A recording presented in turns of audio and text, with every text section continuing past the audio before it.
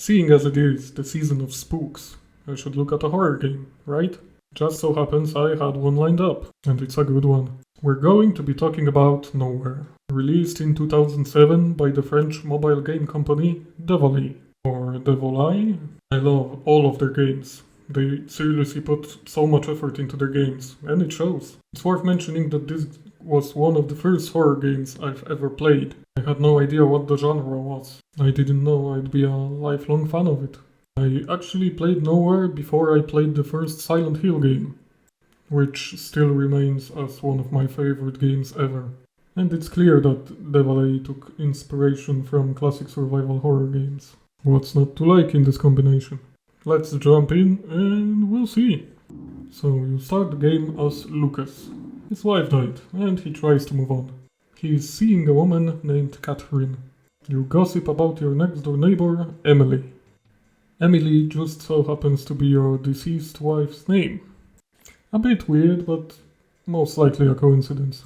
I love this flavor text here. You can save by pressing 0 at any point, and it's explained as a voice in Lucas's head. I love it. So Lucas goes home and pushes some boxes to get access to his bed. He didn't have time to unpack his stuff. Makes sense. Now we switch over to John, who's looking real familiar. I can't put my finger on it. He was found by someone in the woods, unconscious. So naturally he leaves the cabin to explore the place and maybe find out what is going on. There's no one here. Cars abandoned in the road and all that good stuff. John finds a cafe, and as it turns out, Catherine works there. But wait a second, that's not Catherine. Her name is Sophia. This is some real Lynchian stuff. He goes to the bathroom, finds a key in the urinal, and leaves to get his coffee. But uh-oh.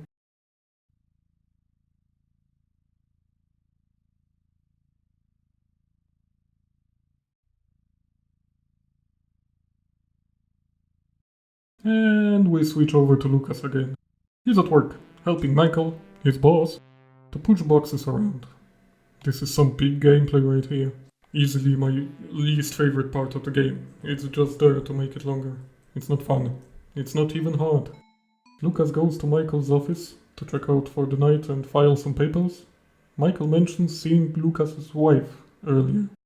Probably Catherine? But no. Brown hair? That's not Catherine. On his way home, he meets some policemen securing the area. And his friend, Peter. He learns that a murder took place in the nearby building. It's probably not going to be relevant to the story, right? He visits Catherine to complain about being busy. Catherine informs him that she tried to talk to their neighbor, Emily. She didn't answer the door, but she slipped a note under the door. You aren't going to abandon me this time. They don't know what it could mean. Probably an honest mistake, right? And they go out to eat. After dinner, Lucas goes home and finds a photo on the ground. It's him and Catherine. But wait, it's got something written on it. To John and Sophia. To remember the lovely times we spent together. Signed, Emily. Probably another misunderstanding. We switch over to John. He's back at the cabin he woke up in. That's weird, but he has the key he found previously. It has Tollbooth written on it, so he goes to find said Tollbooth. He encounters a strange monster in the woods. He seems to be attracted by light, so by sneaking in the shadows he avoids the monster. I love the monster design in this. In Silent Hill, enemies are otherworldly, demonic even. In Resident Evil, they're undead caused by a virus. In Nowhere, the monsters have a fungi theme, which fits really well, in my opinion. John finds an axe, and here's where the combat comes in.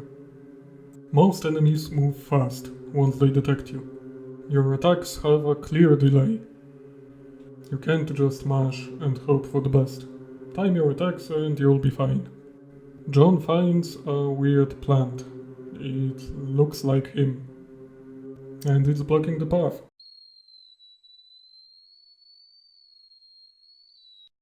Okay, that caught me off guard.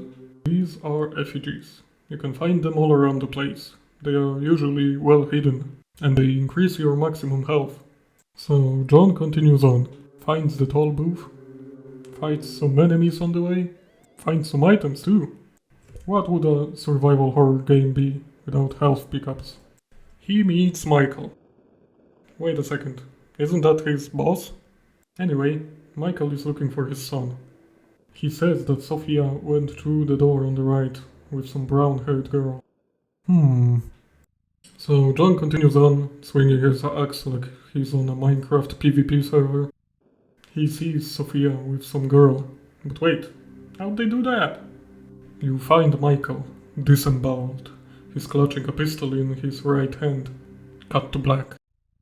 We switch to Lucas. He is visiting his friendly doctor friend Peter. They talk about stuff and he mentions that Michael's son is dead. Lucas decides to call Michael to check if he's doing alright. But Peter has his number at home, so you need to find him there. Lucas also finds the key to the factory, and a policeman that casually informs him that 3 kids died in this building, and 1 died in the marshes. And also he has 3 kids himself. Good for you, buddy. On your way home you meet Catherine, who tells you that she did a little sleuthing. Emily, your neighbor, is confusing you with some people who died in the area some time ago. See, it's just a misunderstanding. You meet Peter, who informs you that Michael went to the cafe nearby. Lucas decided to meet him in person. He goes on to find the cafe, and holy shit, it's the same cafe that John found. He finds Michael and a bunch of policemen. He tells you that the same guy who killed his son was running from the police, and he crashed here. Michael is clearly shaken, he needs a moment. So Lucas heads to Catherine's place to meet up. But she's not there. Maybe she went to visit Emily? You go check Emily's place, you knock, but no one answers. So you go to your room to check if you can hear anything. You can hear someone's voice. It's Catherine, and someone else, and you hear crying. That's not a good sign.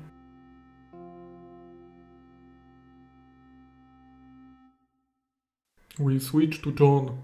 He's next to Michael's corpse. He finds a note he didn't find before. It says that the guy who killed Michael is now on his way to kill the woodcutter. And John's next. Oh no! Woodcutter is behind the 3 doors. Left, right, center. Got it. So you go back to the triple door place and enter the right combination of doors.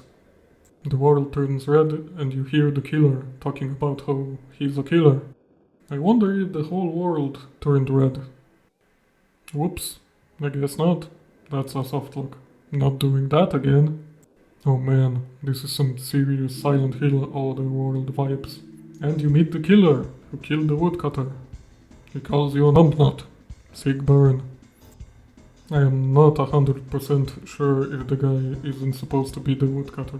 Destroying access. Is he supposed to be the woodcutter? The note said that he's going to kill the woodcutter, so I guess he can't be the woodcutter. That's also an amazing boss design. You shoot him a few times and he dies.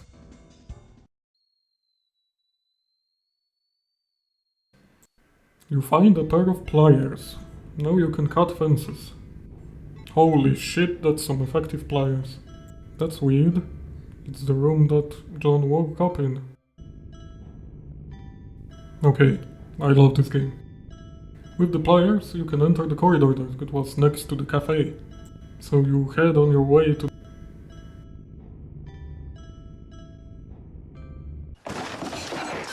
What the fuck? Okay, this is kinda creepy, freaky, I love it. Just a giant fucking snail. Anyway, you head to the corridor next to the bar and you met Sophia. She says that she's waiting at Emily's place and calls John Lucas. Common mistake, I do it all the time. So we switch to Lucas. He goes to visit Emily and it's a stairway. To the roof, no less. Emily shows up, calls Lucas John and pushes him off the roof. So now we switch to John and we find Lucas's body. Turns out they look exactly alike, most likely because they're the same person. Lucas is now dead.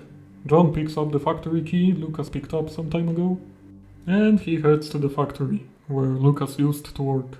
And hey, new enemy type. These guys are blind and react to sound, like gunfire or walking on noisy terrain. Hey, another one. These guys look really freaky, and they're fast too. So far, monster design is 10 out of 10. John looks at the blood spurting from under the desk, pushes some boxes, and finds a key to apartment 101. That's where Peter lives. On his way back, he meets Emily, who says some cryptic shit.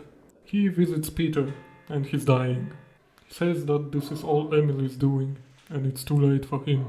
Find his car key in the bedside table. You find the key. And a pump-action shotgun? Nice. You find his car. It's getting away. Yeah, apply the axe directly to the car. Who thought this was a good idea? And then... What? The fucking snail stole the kill. Reported for harassment and toxicity.